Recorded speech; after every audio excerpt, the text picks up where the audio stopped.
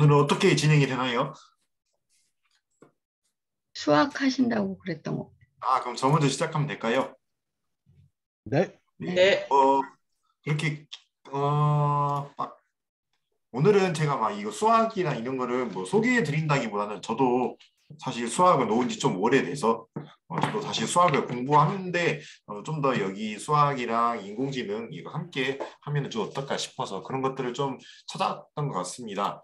그래서 그냥 PPT나 이런 것도 간단하게 만들었고요. 저는 이번에 세 가지를 좀 중점적으로 저희 오랜만에 좀 모였던 것 같은데 그 연휴 기간도 있었고 그 기간 동안에 분석이란 쪽에 좀 더 가깝다고 보시면 될 것 같습니다. 세 가지를 저는 분석을 했습니다.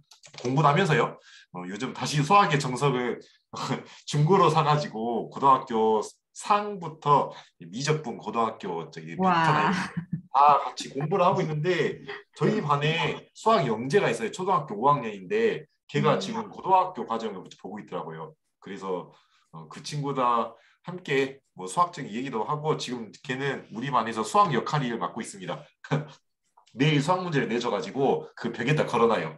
걸어놔서 아이들이 이제 그 수학 문제를 풀면서 좀 되도록이 학급의 애들이 수학 개념이나 이런 걸 좀 더 그 관심을 갖고 동시에 이제 그 학생도 수학적인 자기 그 지식을 좀 실천하는 그런 걸 하고 있는데 뭐 아무튼 뭐 그 고등학교 과정을 걔가 하고 있으면서 저도 고등학교 공부를 다시 해봤어요. 네, EBS에서 소프트웨어 그 이솝이죠. 이솝에서 두 가지를 이제 자체 콘텐츠로 만들었어요. 교재도 오픈을 해서 저도 여기서 이제 참고해서 캡처했다는 거 먼저 말씀드리고 그 다음에 이거는 좀 산지는 좀 됐는데 이게 계속 그 책장에 보관만 해뒀다가 최근에 다시 이거 꺼내서 봤는데 이거 굉장히 괜찮더라고요. 이 일본 사람이셨는데 이분이 아마 그 해외에서 강의도 하시고 굉장히 유명하신 분으로 알고 있어요. 저도 한번 조사해 봤는데 강의도 많이 하셨고 좀 그런 노하우가 책에 많이 담겨 있다는 것이 느껴졌습니다. 그래서 하나하나씩 이렇게 세 가지를 분석한 내용을 말씀을 드리고 여기서 수학적인 개념이나 이런 거를 하는 과정은 아니라는 걸 먼저 말씀을 드릴게요. 자, 그래서 먼저 첫 번째로 들어가면은 수학과 함께하는 고교 AI 입문. 제일 먼저 이게 그 EBS 소프트웨어에서 가장 그 상단 메인 누리집 가운데 이렇게 딱 홍보가 돼 있더라고요. 그래서 자연스럽게 여기 들어가게 됐었는데 그때 오정원 선생님께서 이거 안내를 해주셨던 그 강의입니다.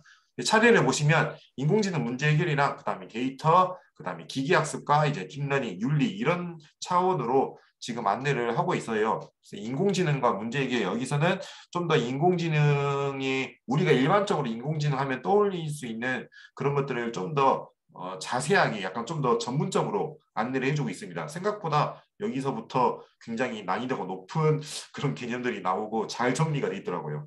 그 다음에 데이터를 좀 더 초반에 제시를 했습니다. 이거는 이따가 말씀드리겠지만 다른 강의나 교재에서도 똑같이 이렇게 데이터를 먼저 초반에 제시해서 데이터의 처리나 이런 그 데이터 자체에 대한 이해를 좀 더 중시를 했다는 것이 좀 느껴지고요. 여기서 특이한 점은 머신러닝이랑 딥러닝을 따로 이렇게 얘기를 해줬어요. 그래서 기계학습에는 뭐가 있고 또 딥러닝에는 어떻게 있고 그래서 마지막 쪽에 뭐 자율주행 자동차라든지 그다음에 이제 문장 자연어 처리 같은 느낌이죠. 이런 것들을 해서 예제도 제시를 해줬고요. 마지막으로 여기 특이하게 윤리적인 내용도 함께 제시를 했습니다. 분량이 한 230여 쪽이 되는데 그 230여 쪽 있는 책 내용만 잘 이해해도 웬만해서는 어느 정도 그 AI를 수학적으로 뿐만 아니라 여기 보이시는 것처럼 윤리나 데이터 쪽에서 충분히 전문성을 갖출 수 있을 만큼 정말 잘 만들었다고요. 깜짝 놀랐습니다. 여기 참여하신 정보 선생님께서 예전에 저 인공지능 관련해서 그 아이스크림 연수 찍었을 때 그 패널로 오셨는데 굉장히 유명하신 분이시더라고요. 그때 저는 아주 초짜의 뉴비였었는데 그때 말씀하시는 한마디 한마디가 굉장히 그 내공이 있으시고 실제로 여기 강의 제작에도 참여를 하셨습니다. 특징이라고 하면은 수학 이론에 굉장히 충실하게 되어 있습니다. 말 그대로 수학을 통해서 이제 AI 인공지능을 접근하기 때문에 수학적인 내용이 굉장히 충실하고 생각보다 난이도가 좀 있어 보이죠. 벌써부터 이렇게 기호가 나오기 때문에 이런 문자나 기호에 대해서 어느 정도 그런 그 거부감이 좀 없어야겠더라고요. 이런 거 이제 그래서 저도 고등학교 수학 과정을 다시 꺼낸 게 아닌가 그렇게 생각이 듭니다. 일단 과정 자체가 고교라는 것 것을 초점을 봤을 때 굉장히 난이도가 좀 있었다고 저는 느꼈습니다. 왜냐하면 수학을 뭐 놓은 지가 벌써 십몇 년이 지나가지고 그리고 이게 앞쪽 부분인데 이 수학적인 이런 내용과 그다음에 컴퓨터로 접근할 수 있는 거를 이렇게 함께 얘기를 설명으로 풀어내면서 자연스럽게 수학과 컴퓨터가 많이 연계가 돼 있다는 것을 이렇게 표현해 주더라고요. 뭐 기존 프로그래밍 방식이나 뭐 함수 이런 것들 통해서 이렇게 쭉 서술식으로 설명을 하는데요. 굉장히 내용이 잘 나와 있습니다. 그리고 이 체험하는 부분이 앞부분인데 앞부분에서 티처블 머신이랑 엔트리를 이렇게 제시를 했더라고요. 근데 이게 말 그대로 체험하기 위해서 끝납니다. 사실 초등학교나 중학교에서는 초등학교나 중학교 과정은 거의 엔트리까지 하면은 끝나죠. 좀 더 나간다면은 뭐 티처블 머신 이런 것도 활용할 수 있는데 말 그대로 진짜 이거는 체험으로서 딱 끝나고 고등학교에서는 여기서 그 이후에는 엔트리나 티처블 머신을 제시를 하지 않습니다. 그러니까 이거는 철저하게 딱 그 고교 이전까지의 과정이라고 앞서 이렇게 딱 못을 박은 느낌이 들었어요. 그리고 굉장히 많은 라이브러리를 사용했습니다. 여기서 보시면은 오픈CV랑 그 다음에 넘파이, 펜더스, 그 다음에 매플로 라이브러리 이런 거랑 그 다음에 자연어 처리에서 우리나라 한국어 자연어 처리에서 사용되는 라이브러리인 피오파이랑 그 다음에 텐서플로우, 케라스, 스케일런 뭐 이런 것들이 뭐 파이썬 라이브러리가 굉장히 복합적으로 사용되고 그래서 여기 있는 것 책만 잘 이해를 하고 실습을 마친다면은 여기 이미지 처리라든지 그 다음에 자연어 처리 그리고 매플로 라이브러리에서 데이터를 시각적으로 구현하는 것, 그 다음에 넘파이나 판다스 같은 거를 사용하면 데이터 처리에도 관련이 있으니까 이런 데이터 수집과 처리 그리고 시각화, 그 다음에 학습 그리고 그 학습한 모델을 바탕으로 뭐 자연어라든지 이미지를 실제로 구현하는 것까지 인공지능 모델을 완성하는 것까지 굉장히 복합적으로 잘 얘기를 해줘서 이거 깜짝 놀랐습니다. 그리고 잘 보시면 알겠지만 이렇게 그 어떤 코드를 수식을 제공해 주는데 그것이 어떻게 변수가 들어가는지도 자세하게 안내를 해주고 코드를 이렇게 행을 쭉 나눈 다음에 여기 옆에 전부 다 대부분이 주석이 걸려 있어요. 이 주석을 굉장히 많이 넣더라고요. 아무래도 처음 하시는 대상이 이게 고등학교 선생님들뿐만 아니라 이게 고등학교 학생들이 있기 때문에 코드에 익숙하지 않은 학생들도 이거를 좀 따라가다 보면은 좀 이런 것들이 어떤 것을 의미하는지를 내용을 좀 잘 알 수 있을 것 같고 그 밑에도 이렇게 또 3행에는 뭐가 있고 5행에는 뭐가 있고 6행, 7행에는 뭐가 있다 이런 식으로 잘 얘기를 또 풀어주더라고요. 그래서 나중에 책을 쓰거나 강의를 하면은 이런 식으로 교재를 구성해야 되구나 이런 것을 다시 한번 느꼈습니다. 그리고 고등학교 수학 개념이 굉장히 자세하게 안내가 됐어요. 아까 수학적 이론적인 접근뿐만 아니라 그것을 수식으로도 이제 구현하는 것을 얘기를 해주고 있죠. 뭐 합성함수 아까 맨 초반에 나왔는데 그것뿐만 아니라 나중에 미분도 나오고 그 다음에 이것을 이용해서 사실 고등학교 과정이면 저는 이제 미적분이랑 그 다음에 뭐 벡터 이 정도까지만 하고 끝났는데 그 이후는 응용수학이 대학교 과정이잖아요. 근데 그 대학교 과정의 일부가 다시 내려온 건지 아니면 교육 과정이 그 사이에 바뀌어가지고 제가 알고 있었던 그런 대학 교육 과정의 수학이 좀 고등학교로 내려온 것이 아닌가 이런 생각이 들었었는데 딱 공부해보면서 느낀 게 이거는 고등학교 1학년 학생이 하기에는 쉽지가 않고 최소한 고등학교 2학년 이후나 아니면 고등학교 3학년 정도 수학에 어느 정도 익숙해져야만 이것을 좀 더 접근할 수 있지 않을까 이런 생각이 들었습니다. 그래서 좀 수학적인 기초 바탕이 잘 이루어져 있지 않으면 여기 인공지능으로 들어가기까지 과정이 생각보다 좀 문턱이 높지 않을까 그렇게 생각이 들었어요. 그런 걸 떠올려 보면서 이 제목을 다시 보니까 이 수학과 함께하는 이 문구 자체가 너희는 이미 수학이 준비돼 있어야 된다라는 그런 느낌을 좀 받았습니다. 그리고 이 아까 목차에서 말씀드렸듯이 이게 실생활 주제로 바로 확장이 들어가요. 앞서 데이터 처리에 대해서도 안내를 해주고 수학적인 내용도 안내를 해주고 그 다음에 이것을 실제로 활용하기 때까지 과정에서 코드가 어떤 것들을 활용해야 되고 그 다음에 그것을 코드 분석하면서 얘기해 주는 것을 바로 4차시, 5차시 단원으로 넘어가면서 자율주행 자동차로 얘기하면서 그 다음에 인공지능 윤리 얘기하고 이런 식으로 실생활 주제까지 안내를 하기 때문에 굳이 이것을 뭐 시험으로 보거나 접근하지 않아도 여기 있는 내용만 충분히 배운다면은 이론과 함께 실제적인 적용도 구현해낼 수 있지 않을까, 그런 역량을 길러낼 수 있지 않을까, 그런 생각이 들었습니다. 그 다음에 이제 두 번째는 수학과 함께하는 AI 기초입니다. 이거 그래서 아까 맨 처음에 아까는 인문이었잖아요. 인문하고 기초에서는 뭐가 더 난이도가 높나 생각을 했는데 저는 인문이 좀 더 높다고 생각을 했어요. 그냥 맨 처음에 보이는 게 이거여가지고. 근데 알고 보니까 이건 진짜로 인문이었어요. 여기까지 과정이 인문이었고, 그 다음에 이제 기초를 하는데 벌써부터 목차가 다릅니다. 목차가 굉장히 자세하게 나와 있죠. 근데 자세히 보시면은 큰 대주제는 그렇게 크게 다르지는 않았어요. 앞서 부분에 인공지능에 대한 그 기본 전반적인 그런 개론적으로 좀 접근해 주시고, 그 다음에 여기 인공지능하고 수학이 어떻게 연결이 있는지까지 과정이 아까 이전에 있었던 그 교재나 강의 내용과 거의 흡사했습니다. 그 다음에 두 번째 바로 데이터를 얘기를 해주셨어요. 그래서 생활 데이터, 이미지 데이터, 소리 데이터 이렇게 얘기를 해준 것처럼 데이터에 대해서도 굉장히 강조를 하고 있고, 초반에 이 데이터에 대해서 주목을 해줬기 때문에 그 데이터를 처리하는 과정에서 발생하는 그런 스트레스를 좀 초반에 해소하려고 하지 않았나, 그런 생각이 들었습니다. 그리고 특이한 점은 이미지랑 소리 데이터 말고 이렇게 생활 데이터라고 얘기를 해줬어요. 말 그대로 보시, 이게 이미지 데이터하고 소리 데이터는 이거는 소리 파일이고 음성 파일이고, 이거는 뭐 사진이고 이미지 데이터인데, 생활 데이터가 뭘까 생각해 봤는데 엑셀이더라고요. 그러니까 우리가 실제적으로 데이터를 사용할 때 데이터 과학이라든지 이런 거를 실제로 실습을 할 때 아무래도 이 CSV 파일 같이 엑셀로 형태로 이루어진 그런 표의 데이터가 많이 있었는데, 이거를 여기서는 생활 데이터라고 얘기를 해줬습니다.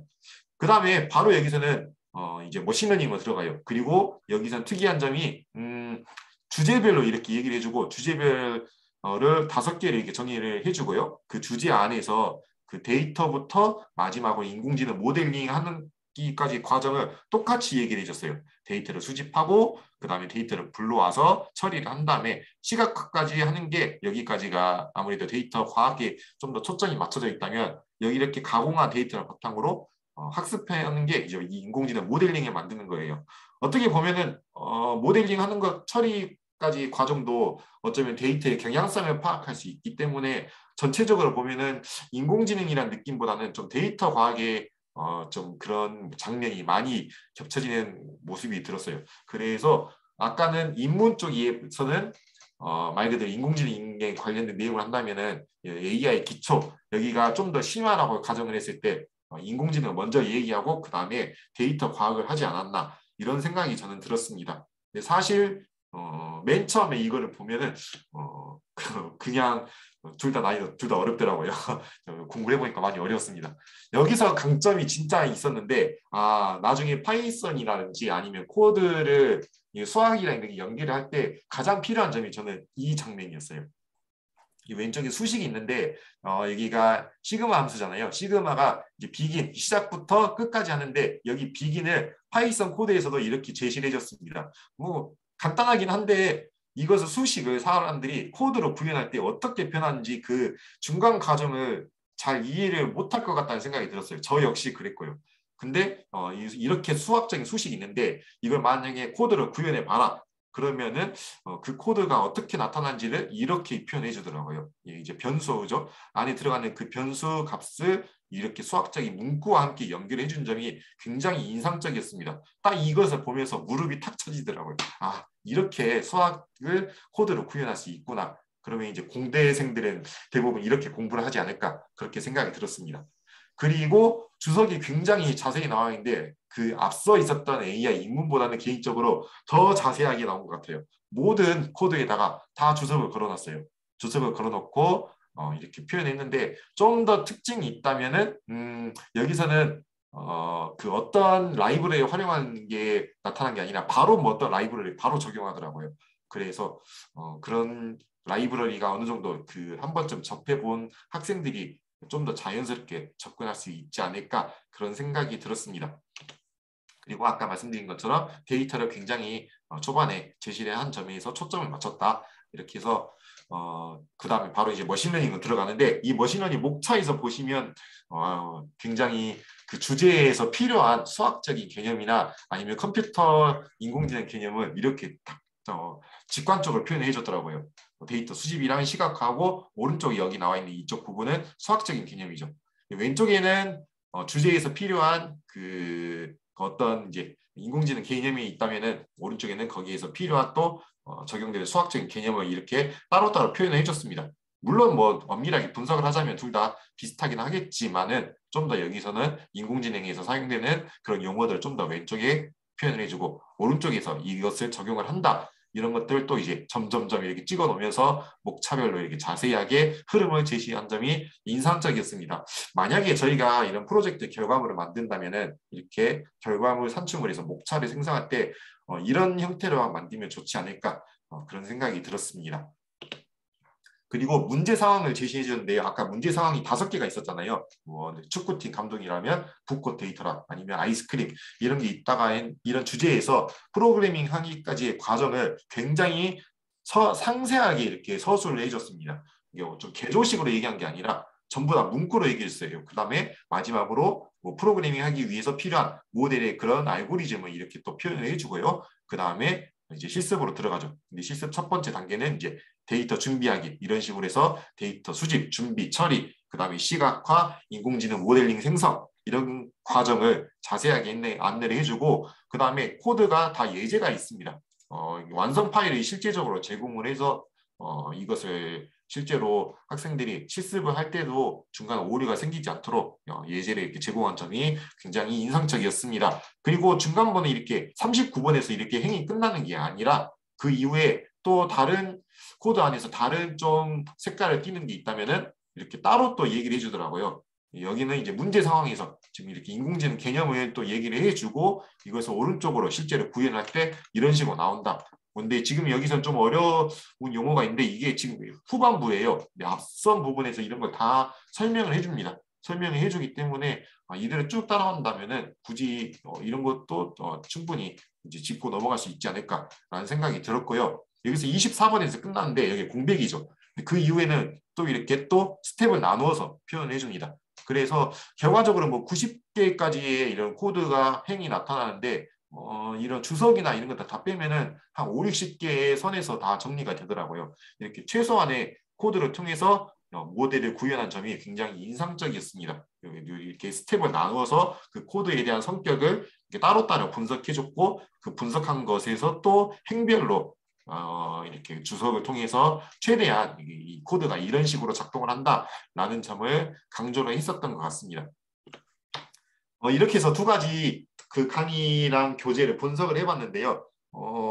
개인적으로는 인공지능 수학하면은 그냥 저거 2개만 충분히 공부해도 웬만한 그 공대 1학년 정도까지의 대화는 충분히 이뤄낼 수 있지 않을까 그런 생각이 들었습니다. 그리고 이건 예전에 제가 샀던 책인데 이 책 보시면 중학교 수학만 알고 있으면 오케이. 벌써 직관적으로 이 책이다 하는 딱 느낌이 들었고 수학 첫걸음이라고 했어요. 그리고 이거를 이제 파이썬으로 이렇게 구현을 한다고 했었는데요. 목차를 보시면 지금 여기 나와 있는 내용이 목차입니다. 이 목차가 굉장히 또 자세하게 서술이 되어 있어요. 보시면은 여기 보시면 특징부터 해서 학습 준비, 그 다음에 파이썬 기초랑 그 다음에 넘파이, 여기 그 매플로 라이브러리, 그 다음에 수학의 기초가 그 다음에 또 나옵니다. 그래서 여기 보시면 변수, 상수 이런 것부터 훨씬 더 쉽게 얘기를 해줘요. 아까 그 EBS 소프트웨어에서 얘기한 것들은 이런 변수와 상수에 대해서는 뭐 말 그대로 진짜 옆에 있는 그 도움말 그 정도에서 딱 제시하고 끝나는 정도라면 여기는 좀 더 굉장히 처음부터 얘기를 해주는 것처럼 자세하게 그리고 하나하나씩 얘기를 해주더라고요. 그리고 하나 각각 끝마다 이렇게 연습을 달았습니다. 그리고 여기 함수도 얘기해주고요. 네, 함수는 뭐 앞서 이 수업에서는 함수 이런 거는 그 초반에 제시라고 바로 넘어가게 되죠. 그리고 뭐 거듭 제곱, 그 다음에 이런 것들을 코드로 구현하는 것을 하나하나 다 얘기를 해줍니다. 함수를 코드로 구현하기 위해서 어떻게 하는지 여기서 또 이따 이거 다시 말씀드릴게요.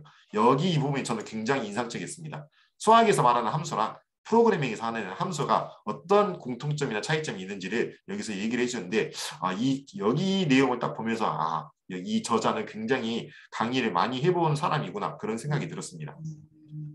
그래서 거듭 제곱하고 제곱근하는데 실제 코드 구현은 굉장히 간단해요. 그리고 다항식도 말 그대로 그냥 저희가 일반적으로 알고 있는 뭐 1차 방정식, 2차 방정식 할 때 그런 함수의 간단한 예제부터 시작해서 연습을 하고 삼각함수, 사인, 코사인 이런 거 있잖아요. 이런 것들도 구현하는 것을 얘기를 해줬는데 이렇게 하는 게 어떻게 구현했는지 보시면 3장이 수학의 기초였어요. 근데 2장이 아까 보시면은 넘파이라든지 매플라이브레랑 그다음에 여기 파이썬이 뭐 여기 리스트, 연산자 이런 저희 맨 처음에 했었던 그런 내용이잖아요. 여기 있는 것만을 바탕으로 활용을 해도 밑에 있는 수학의 기초를 충분히 구현해낼 수 있을 정도로 필요 없는 거 다 제거하고 정말 필요한 것만 이렇게 얘기를 해줬던 것 같습니다. 삼각함수 총합이랑 총곱이 있는데 이게 굉장히 여기서 제시한 이유가 있더라고요. 저는 중학교나 고등학교 과정에서 총합, 총곱 이런 거 잘 못 들어봤는데 시그마더라고요. 시그마랑 총곱은 또 나중에 나오겠지만 이런 데이터를 수학적으로 표현을 하면은 인공지능이나 학습하는 그 데이터가 굉장히 방대하기 때문에 결과적으로는 이런 총합이나 총곱이 무조건 들어갈 수밖에 없더라고요. 그리고 이제 그런 데이터의 연관성을 수학적으로 이제 표현하면서 예측을 하는 그런 과정이 필요하기 때문에 이런 걸 넣은 것 같습니다. 그 다음에 여기 난수 말씀드리긴 이건 이따가 말씀을 드릴게요. 여기서 난수를 제시한 이유가 처음에는 몰랐는데 나중에 좀 알게 됐습니다. 그 다음에 이게 라텍이라고 하는 게 있는데요. 뭐 라텍스라기보다는 라텍이가 좀 더 많이 읽었던 것 같아요. 이 라텍이 이렇게 그 수학 개념을 컴퓨터에서 표현을 할 때 어떻게 세형이라든지 그런 문구 같은 게 이렇게 또 따로 있었습니다. 저희가 말 그대로 그 HTML 마크다운 언어 같이 이것도 수학적인 이런 수식을 표현하는 하나의 방법이더라고요. 왼쪽에 지금 이렇게 나와 있는 2는 MC 제곱이 있잖아요. 이거를 이렇게 표현을 합니다. 그리고 뭐지 M은 여기 분수가 있죠. 분수가 있고 밑에 루트가 있고 또 여기 문자의 제곱도 있고 이런 것들을 이제 왼쪽에 수식을 이렇게 코드는 아니죠. 이렇게 문장으로 표현하는 것들을 여기서 제시를 했어요. 근데 이게 생각보다 재밌었습니다. 저는 앞서 예전에 말씀드렸듯이 이제 키보드 치는 것을 좋아했기 때문에 이런 거를 좀 키보드를 치는 게 너무 재밌더라고요. 근데 뭐 나중에 가면 좀 너무 많아져서 방대해지긴 했습니다. 이런 것들을 좀 더 사용하면은 저희가 나중에 어떤 구글 콜앱을 통해서 산출물을 만들 때 수학적인 개념이 들어간다. 이렇게 뭔가 써서 이 사진을 찍는 것보다 뭐 이렇게 문장으로 표현해주면 훨씬 더 좀 깨끗하게 나오더라고요. 뭐 미리 보여드리기엔 좀 예매하지만 저는 이거를 모두 다 그대로 다 따라해봤습니다. 여기 있는 것을 다 싹 다 따라해보고 여기 아래쪽은 아직 안 해봤는데 나중에 보시면은 이렇게 지금 굉장히 수학적인 수식이 있는데 이거를 이런 식으로 또 표현할 수가 있더라고요. 근데 이게 또 규칙을 이해하면은 생각보다 그렇게 어렵지는 않았습니다. 예를 들어서 x 여기 세제곱이잖아요. 여기 x에다가 여기 그 키보드에서 6번을 Shift로 누르면은 이렇게 꺽쇠 표시가 돼요. 이게 제곱 표시더라고요. 그래서 x에다가 3을 제곱하고 그 다음에 이게 루트가 이제 sqrt 이거를 사용하는데 앞에 문구가 들어가면은 이제 역슬래시를 하나 겁니다.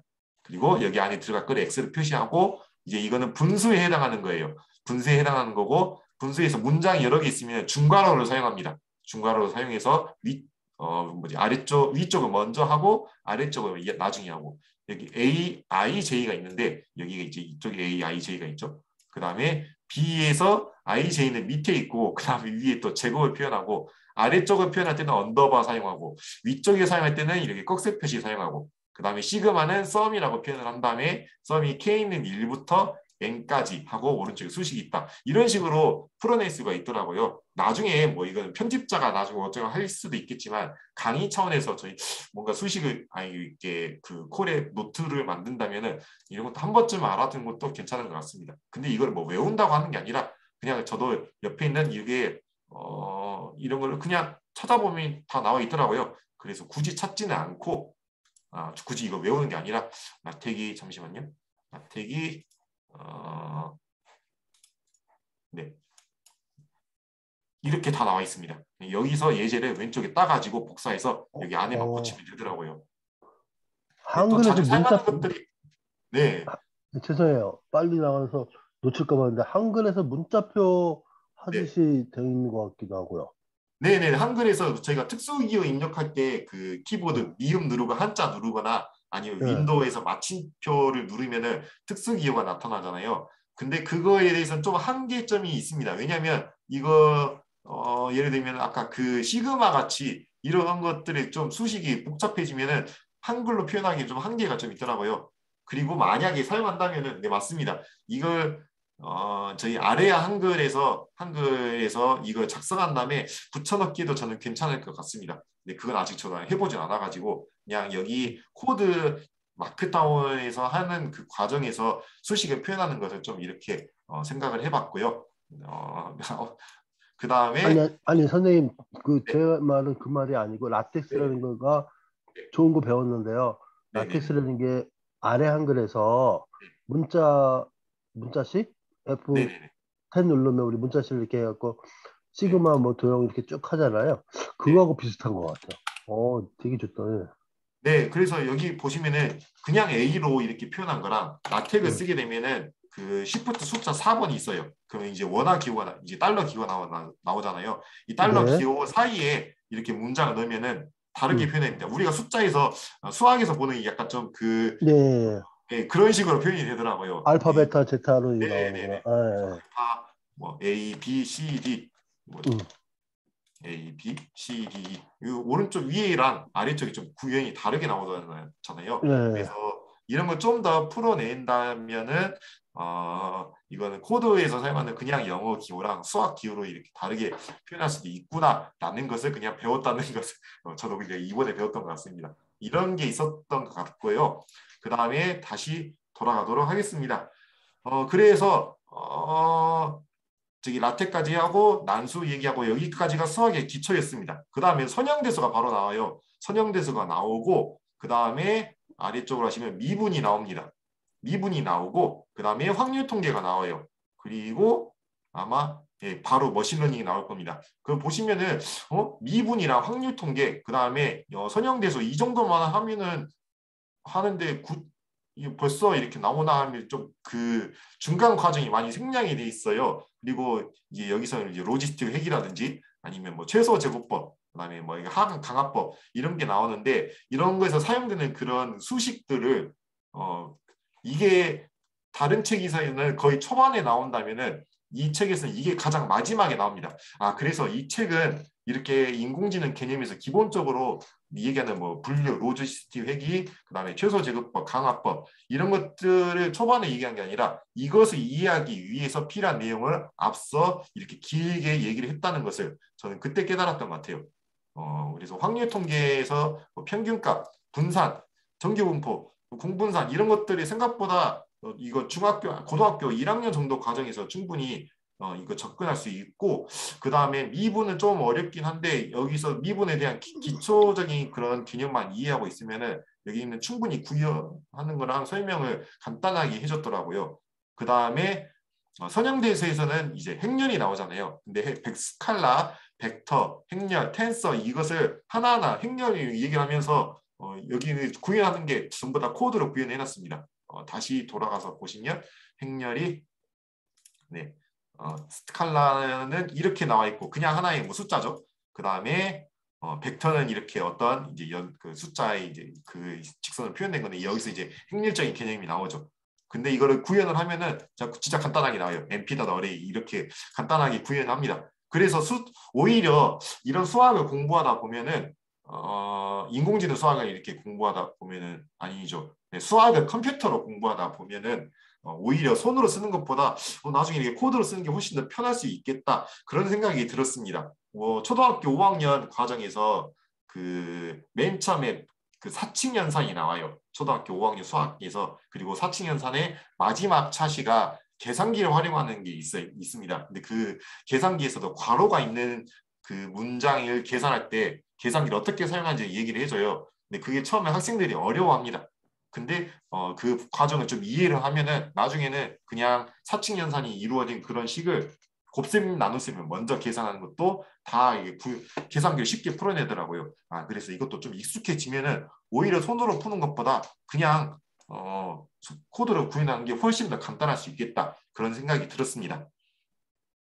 그래서 뭐 미분 나오고 한데 뭐 여기 이 책은 저는 굉장히 개인적으로 강추합니다. 아무래도 그때 오정원 선생님께서 이거를 좀 잘 얘기해 주셔가지고 EBS 소프트웨어라 이 책 정도만 있으면은 저는 인공지능 수학 저거 나도 좀 해봤는데 라는 생각을 좀 자신감이 생기더라고요. 그래서 앞쪽 부분에 파이썬 기초 얘기하고 파이썬에서 활용하는 라이브러리, 확장 라이브러리 중에서 넘파이랑 매플로 라이브러리 얘기를 합니다.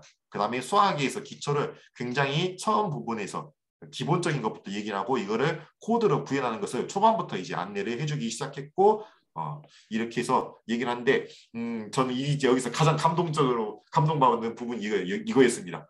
이게 수학의 세계야 수학적으로 하는 함수와 아까 말씀드린 컴퓨터 프로그래밍에서 함수를 차이점을 여기서 제시를 해줘요. 수학에서는 이렇게 쭉 선을 긋는데 컴퓨터는 하나하나 이 값을 이렇게 표현을 하는 것이더라고요. 이제 라인 스페이스 함수죠. 이것을 사용하면은 어떤 구간을 일정한 간격을 가지고 50개의 수로 이루어진 배열을 만듭니다. 그리고 이 배열을 이렇게 그래프로 표현한 것이죠. 그래서 보시면은 여기 코드에서 np랑 라인 스페이스가 있는데 이제 린 스페이스라고 할게요. 이게 -5부터 5까지로 되어 있는데 이 -5부터까지 수를 50으로 쭉 쪼개면 이렇게 나옵니다. 근데 이게 지금 뭐 구현 오른쪽에 보여져 있지 않지만 실제로 이제 코드에서 그래프를 그리면 여기가 이제 -5죠. 그 다음에 쭉 가시면은 여기 -5부터 5까지가 나옵니다.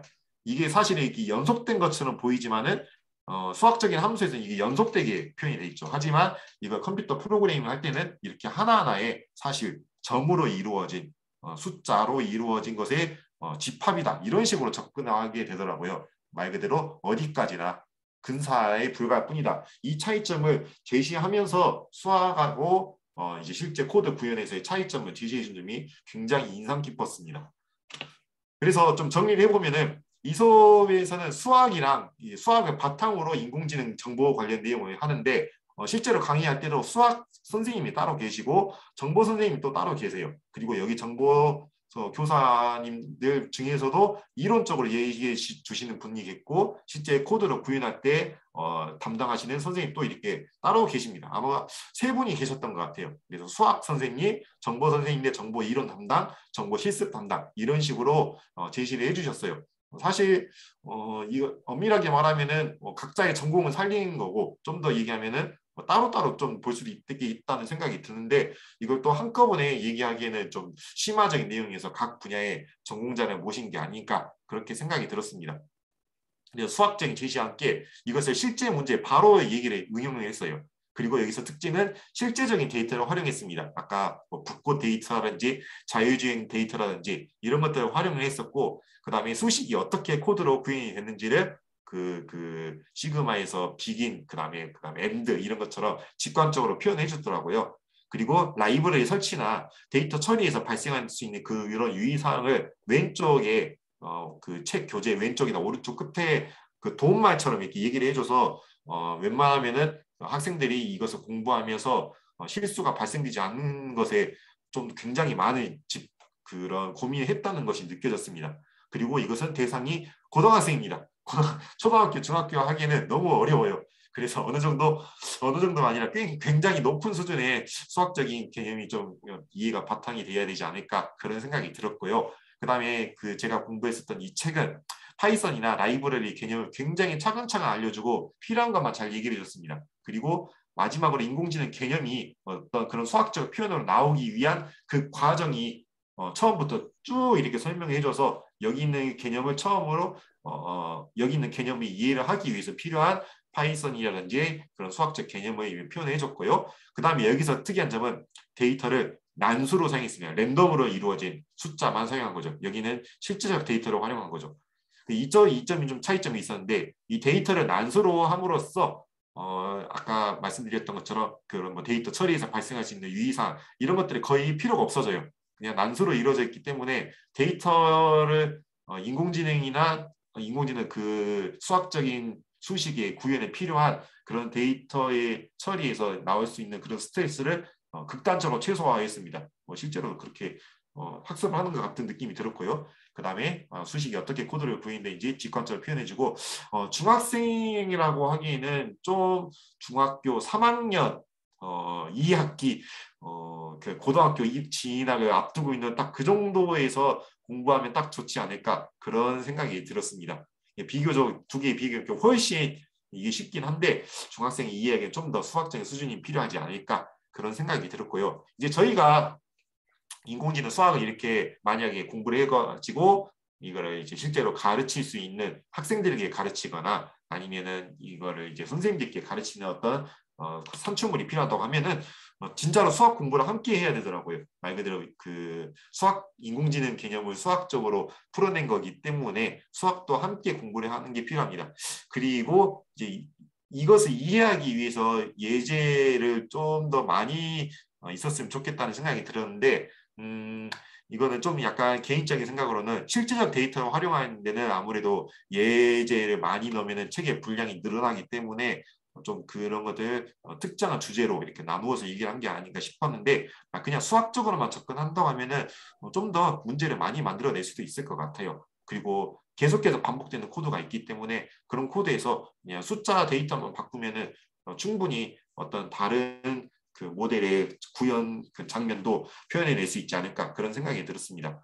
그리고 실제로 이것을 수업 현장에서 사용한다면 여기 있는 교재나 강의만으로도 충분히 진짜 뭐 100%, 200% 활용할 수도 있을 것 같고요. 여기 있는 것들도 잘 그 노트북으로 정리해서 학생들에게 얘기를 한다고 하면은 저는 고등학교 진학하는 학생들에게도 충분히 배울 수 있지 않을까 그런 생각이 들었습니다. 근데 좀 더 나아가서 현장에서 이를 가공해서 수업에 적용한다고 하면은 아무래도 이런 인공지능 이론이 저기 파이썬 안에서만 이루어지는데 이걸 실제적으로 물리적인 공간에서도 실현되는 건 저는 강조를 하는 입장이라서 피지컬 컴퓨팅 도구랑 연계해서 한다면은 훨씬 더 실생활에 좀 그 학생들이 연계하면서 인공지능을 공부하고 그 인공지능에 필요한 수학적인 내용도 함께 이렇게 연계할 수 있지 않을까 그런 생각이 들었습니다. 네, 여기까지 제가 준비했었다고 분석했던 건데요. 뭐 이걸 자료로 만드는 거는 좀 최소화하겠습니다. 아무래도 여기 저작권의 문제들이 있고 저는 개인적으로 한 번쯤 수학이랑 인공지능에 사용되는 그런 수학적인 내용을 왜 이렇게 표현이 되는지를 좀 공부를 해보자면은 저는 여기 EBS 소프트웨어 정말 강추드립니다. 필요하다면 여기 있는 이 책도 저는 굉장히 친절하게 잘 설명해 줬다는 그런 생각이 들었습니다. 이상입니다. 이상입니다. 네, 너무너무 감사합니다. 이거 그 질문 하나 해도 되죠? 너무 잘 네네 이렇게 말씀해 주세요. 선생님 덕분에 정말 많이 배웠고 그 피지컬 컴퓨팅이라고 했는데 네네네. 우리가 그 기존에 있는 뭐 데스크탑이나 노트북 말고 네. 그, 그 조그만 컴퓨터 피지컬 컴퓨터 뭐죠? 우리 라즈베리파이나 네네네. 아두이노로 네. 또 가능할까요, 이게? 그 생각이 네, 문득 저는 드네요. 충분히 가능하다고 봅니다. 그럼 뭐 이렇게 왜냐하면 예, 네네 그 예전에 손문탁 박사님이 그 예, 적정 기술로 만드셨던 그런 음, 것들도 거의 그 기본적인 컴퓨팅 도구거든요. 그렇죠. 그래서 음, 사실 라즈베리 파이에 있는 정도의 컴퓨터 연산 처리면은 그 음, 손문탁 박사님께서 말씀하셨던 것처럼 음, 딥러닝까지가 아니라 그냥 음, 머신러닝 기계학습 정도는 그냥 음, 뭐 그냥 표현을 내고도 남아요. 마치 그냥 일반적으로 저희가 사용하는 계산기 수준하고 음, 비슷하다고 저는 그렇게 느껴집니다. 라즈베리 음, 파이가 저도 가지고 있는 게 한 3개 되거든요. 좀 음. 보여드릴까요? 이렇게 생겼습니다. 네, 네, 네.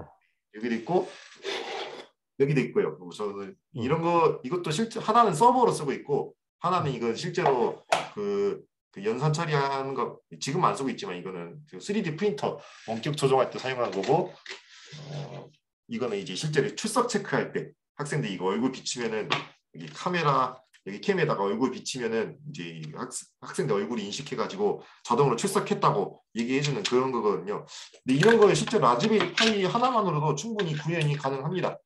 그리고 혹시나 저는 피지컬 컴퓨팅 도구는 물리적인 공간에 하나에 표현할 수 있는 딱 그 정도의 도구로 봐도 저는 괜찮을 것 같아요. 좀 더 복잡한 연산이 필요하다면은 아무래도 라즈베리 파이 같이 이런 작은 PC보다는 저희가 일반적으로 사용하는 PC를 활용하는 게 좀 더 우선 연산적인 성능이 더 좋은 그렇죠. 컴퓨팅 파워를 낼 수 있으니까 근데 이거를 바탕으로 어떤 예측을 해줬어요. 인공지능 모델이 예를 들어서 오늘 미세먼지를 인공지능이 분석했는데 그 분석한 결과를 바탕으로 오늘의 미세먼지 데이터를 보니까 나쁨인 것 같아요. 그러면은 그거를 컴퓨터 화면에서 오늘의 미세먼지 데이터는 나쁩니다. 이렇게 얘기하고 끝나는 게 아니라 하다못해 마이크로비트나 아니면은 아두이노에 있는 그런 LED에서 빨간불이 나오는 것까지 과정이 저는 필요하다고 생각을 해요. 그게 이제 소프트웨어에서 하드웨어로 그리고 그 인공지능이 보이지 않는 거에서 실제적 물리적 공간에 구현하는 게까지 학생들이 체험하면 좋겠다는 그런 생각이 들었습니다. 네, 네, 이상입니다. 네, 네, 감사합니다. 아, 너무 고맙습니다. 그리고 제가 공부하면서 정리했던 거는 지금 다시 이거를 정리하고 있는데요. 이거는 제가 링크를 카톡에 남겨드리도록 하겠습니다. 그래서 선생님께서도 참고하시면 좀 도움이 되셨으면 좋겠는데요. 잠시만요. 계속 만들고 있어가지고요. 콜앱으로 작성을 했습니다.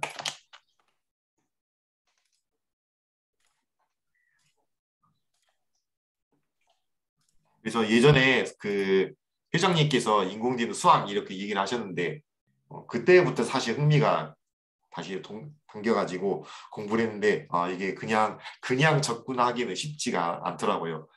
그리고 초등학교에서 하기에는 아직까지는 제가 관찰력이나 분석 연구가 좀 부족했는지 초등학교에 적용하기에는 사실 좀 어렵다는 느낌을 많이 받았고 오히려 중학교도 문턱이 좀 많이 높지 않나 그런 생각이 들었습니다. 근데 막 아예 불가능할 것 같지 않다는 그런 생각이 들어요. 물론 엔트리로도 충분히 구현할 수 있겠다는 그런 생각이 들었는데요. 근데 거기까지 저는 생각을 해보니까 문득 다른 생각이 드는 게 이게 인공지능 수학까지를 하는데 지금 인공지능에 대한 내용도 잘 학교에서 이루어지지 않은데 여기서 더 나아가는 게 과연 바람직한가? 라는 생각이 많이 들었습니다. 그런 계열성을 좀 따져본다면은 그냥 저는 중학교 후반이나 고등학교 과정에 남겨두는 것도 저는 괜찮다고 그런 생각이 들어요. 네, 여기까지입니다.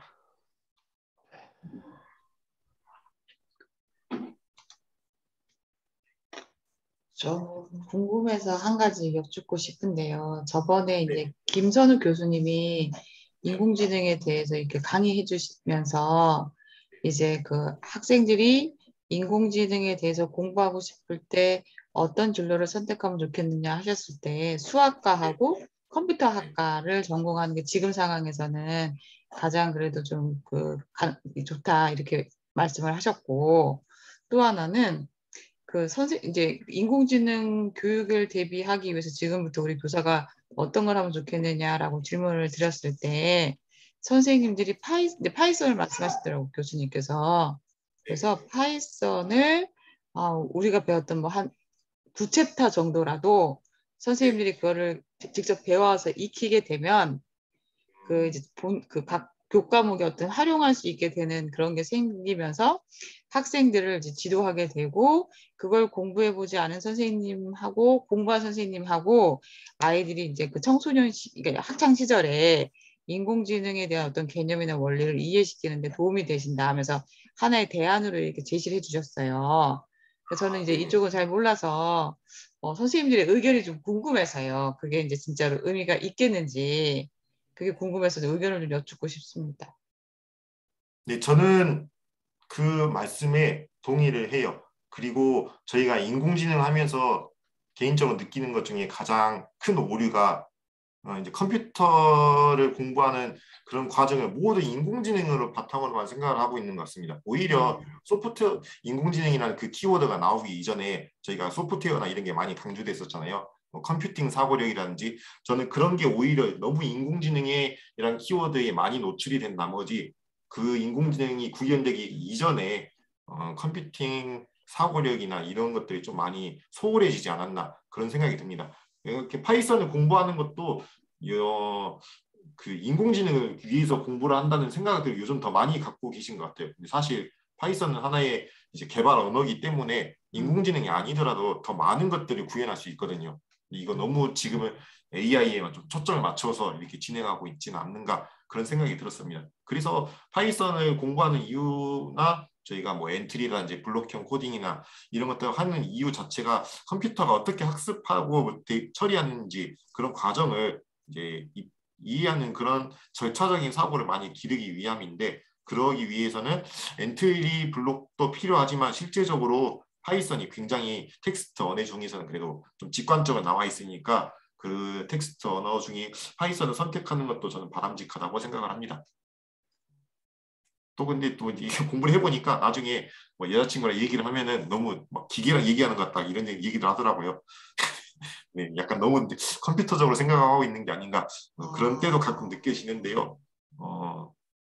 좋게 말하면은 나쁘게 말하면은 좀 감정이 많이 배제되고 너무 비판적으로만 접근하는 게 아닌가 이런 것들이 가끔씩 저도 자각할 때가 있는데 또 다르게 보면은 어떤 현상을 바라볼 때 굉장히 분석적으로 바라보게 되고 그 현상이 일어나기까지 과정을 좀 단계적으로 좀 생각을 하게 되더라고요. 근데 그게 과학에서 많이 강조했던 건데 그 가설을 세우고 가설을 검증하기 위해서 실험을 하는데 그 실험을 사실 학교 현장에서 실험을 많이 하고 있지만 그 학교 바깥에서는 사실 아무도 실험을 안 하잖아요.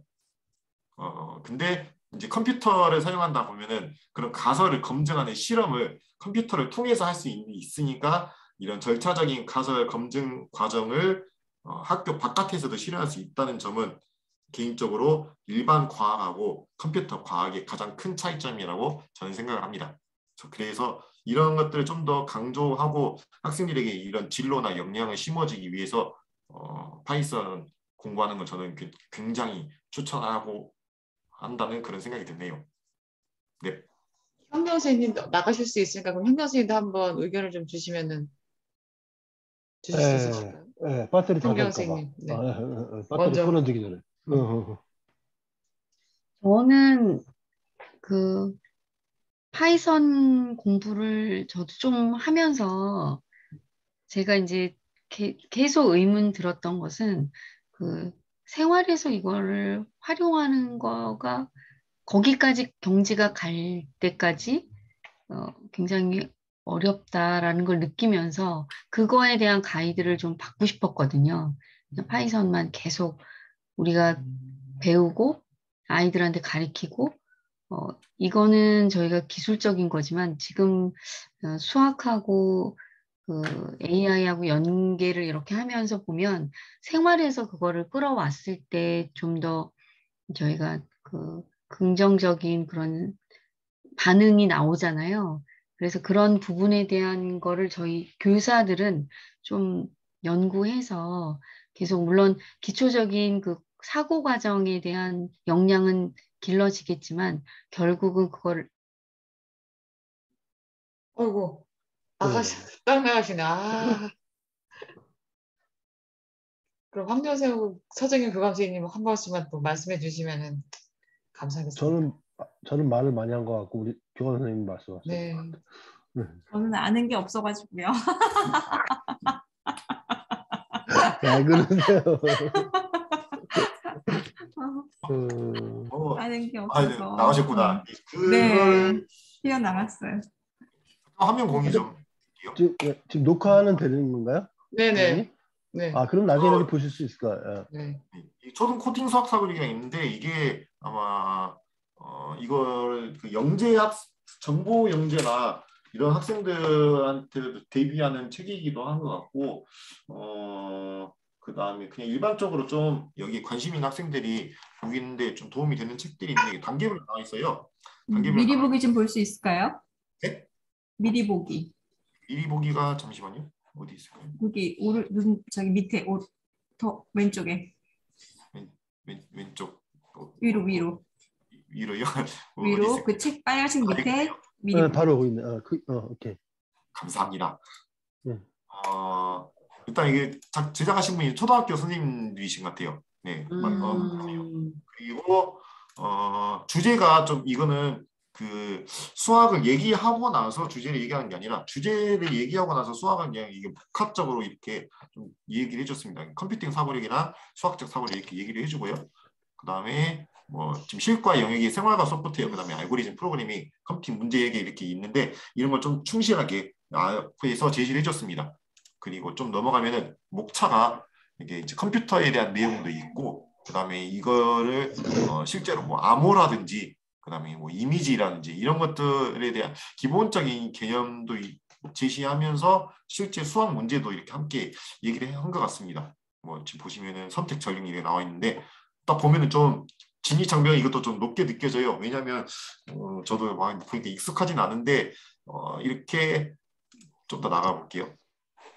예, 코드를 구현하는 것도 얘기를 해주고 있고요. 그 다음에 네네, 이렇게 보시면 학교에서 초등학교에서도 이런 거 이미지를 데이터로 표현하는 이런 것들 얘기 많이 하는데요. CNN이네 완전히. 네네네네, 그런 것들 기본적으로 얘기를 하고 있습니다. 그 다음에 이제 도형이라든지 아니면 규칙 이런 부분이 아무래도 수학 그 컴퓨터랑 좀 많이 관련이 있을 것 같다 이렇게 제시를 한 것 같은데요. 저도 책을 사놓기만 해고 이제 그렇게 크게 보지는 않았었는데 이런 식으로 좀 제시를 하면은 이제 난이도가 높습니다. 이런 식으로 근데 제시를 하면은 좀 컴퓨터랑 수학이랑 실제 생활을 함께 연계할 수 있지 않을까. 이런 책에서 좀 난이도만 낮추면 도움이 되지 않을까. 그런 생각이 들었습니다. 근데 이런 게 사실 김현 교수님께서 말씀하신 것처럼 이제 코드를 파이썬 배우고 이거를 실제 어떻게 적용하는 게까지 과정이 굉장히 고차원적인 응용 과정인데 이게 초등학교 과정에서부터 잘 이루어지지가 않아요. 그런데 중간에 저희가 파이썬을 시작하고 나서 얘기를 응용적으로 얘기를 한다고 해도 그게 학생들끼리 듣기까지 그런 기간이나 시간이 굉장히 많이 걸릴 거라고 저는 생각을 합니다. 근데 그거는 그러면 항상 끝까지 고민해야 되는 그런 게 아닐까 생각이 드네요. 그러면 이렇게 그냥 수학만 배우고 자라난 세대하고 선생님들이 이제 역량이 돼서 이렇게 인공지능, 이제 파이썬이나 이런 프로그램을까지 융합이 돼서 국영수 과목이 만약에 이제 뭐 이렇게 접목되는 것까지 연구가 돼서 어떤 선생님인데 그런 역량이 되는 선생님 밑에서 공부한 학생하고 그냥 이제 그냥 일반적인 과목만 배우고 온 학생하고 물론 그 학생의 역량 차이는 다양한 변수는 있겠지만 그 다양한 변수가 다 같다고 봤을 때 인공지능 시대에 이제 살아갈 그 아이에게는 실제적으로 필요하고 또 도움이 된다 볼 수가 있을까요? 어떤 역량 차이가 그냥 수학만 공부한 학생이랑 수학이랑 이제 컴퓨터랑 이제 같이 공부한 학생들이 말씀하신 거죠. 그리고 그걸 이제 해줄 수 있는 선생님 밑에서 자란 친구라는 그런 거 선생님이 그런 개념이 거의 없는 선생님도 있고 뭐 문경찬 선생님처럼 인공지능의 개념이 어느 정도 갖추신 선생님이 계시잖아요. 그랬을 때 그냥 제 생각 말씀드리면 되는 거죠. 네, 그럼 네, 둘 다 결과값은 똑같을 겁니다.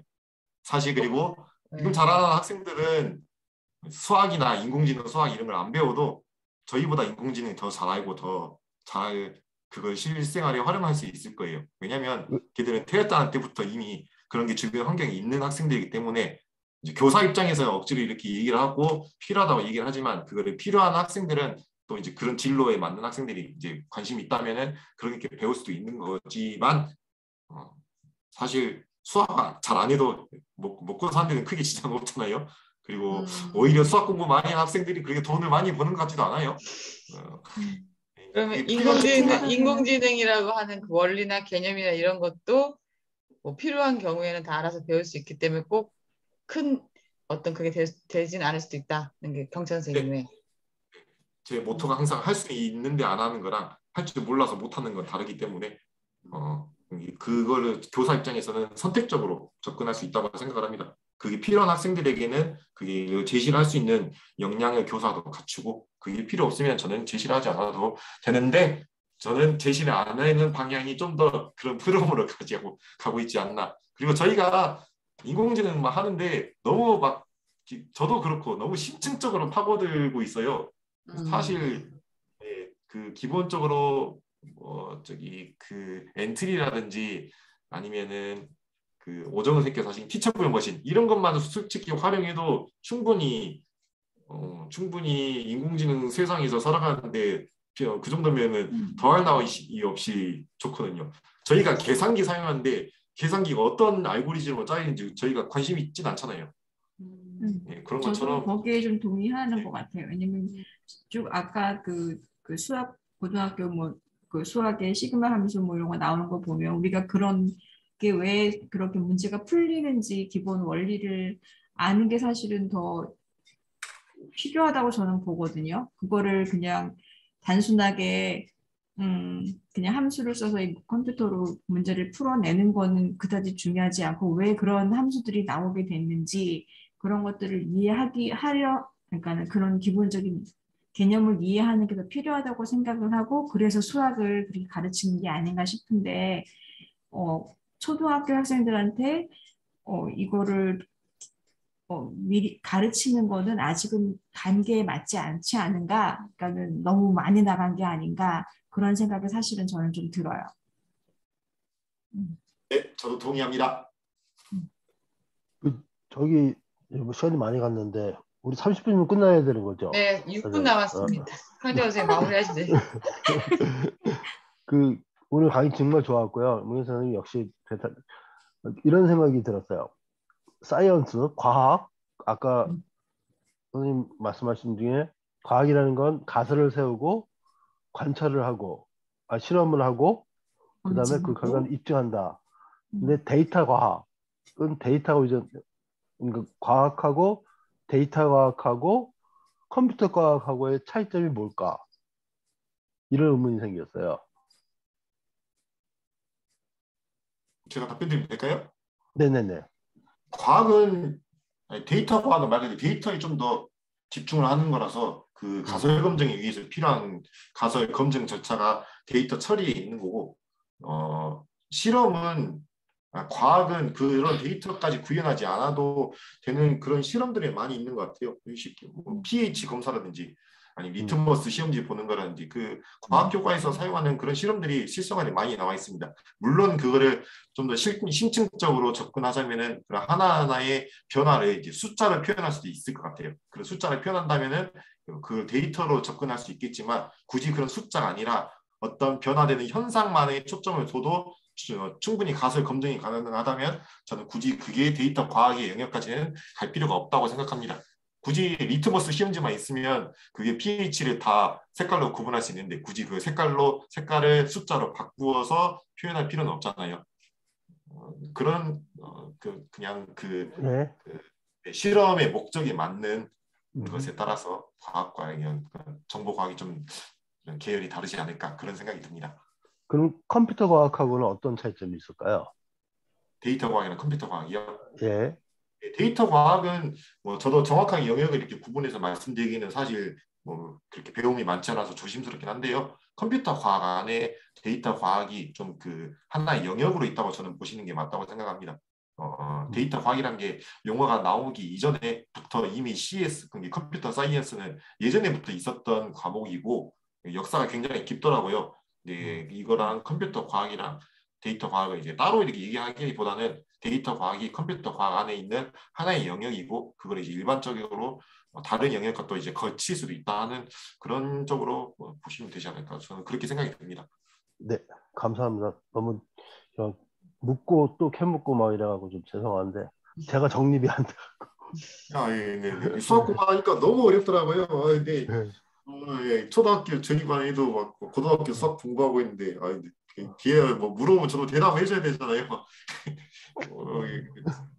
그래도 교대까지 나오고 그 대학교도 어디서 공부 좀 했다고 했는데 갑자기 잊어버리니까 하나도 모르겠고 그래서 들춰봤는데 많이 좀 세상이 많이 바뀐 것 같습니다. 지금 학생들 진짜 공부 많이 하는 것 같아요. 맞아요. 진짜로 존경스럽고. 예, 감사합니다. 이제 땡이죠. 이제 가야죠. 다음 시간에는 그럼 어떻게 하면 되는 걸까요? 진짜. 선생님 다음 시간에 어떻게 하죠? 어떻게 하면 진행하시죠?